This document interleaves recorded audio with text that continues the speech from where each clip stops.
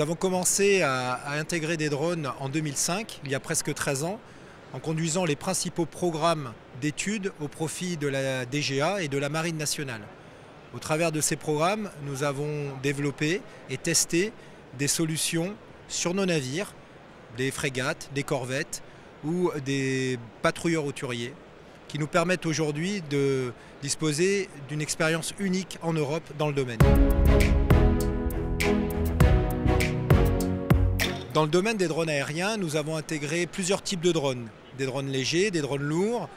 À titre d'exemple, le Capcopter S100, drone hélicoptère, le drone hélicoptère UMELB de la société Boeing qui faisait 2 tonnes, ou encore le drone IT-180 DK.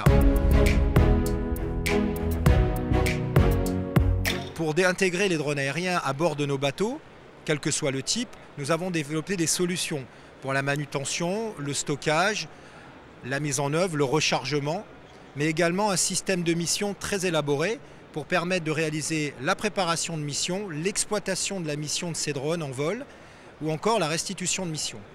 En particulier, Naval Group a été le premier en Europe en 2012 à réaliser un appontage automatique du drone Boeing UMELB. Nous avons également en 2013 été le premier industriel en Europe à obtenir un permit to fly pour pouvoir connecter en vol le drone à notre CMS Polaris intégré à bord de notre patrouilleur Ladroit. Enfin, en 2017, nous avons réalisé une expérimentation, première en Europe, pour le déploiement coordonné de 3 types de drones. Un drone sous-marin, un drone aérien et un drone de surface, tous connectés au travers de notre système de mission SMMD.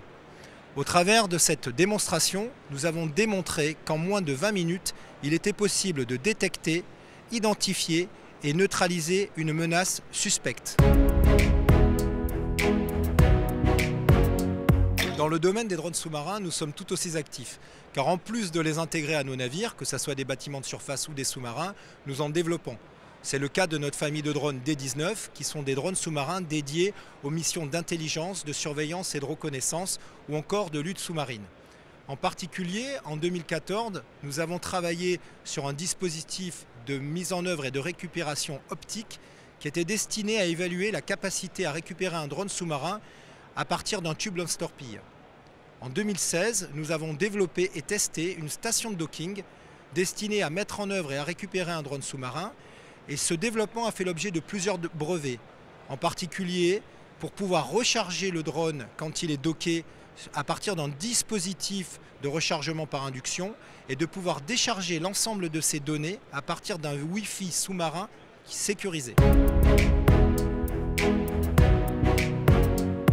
Dans le domaine des drones de surface, nous avons étudié, évalué et testé différents types de moyens de mise en œuvre et de récupération, que ce soit des bossoirs, des rampes arrière, des poutres télescopiques ou encore des docks flottants.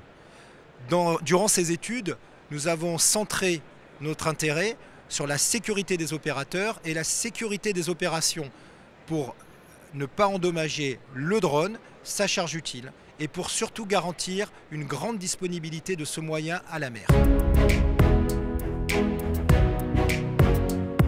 En conclusion, Naval Group a une expérience unique en Europe dans l'intégration des drones, quel que soit le milieu, sur tout type de navire. C'est qui lui permet de prendre un engagement de performance quand il propose cette capacité à ses clients.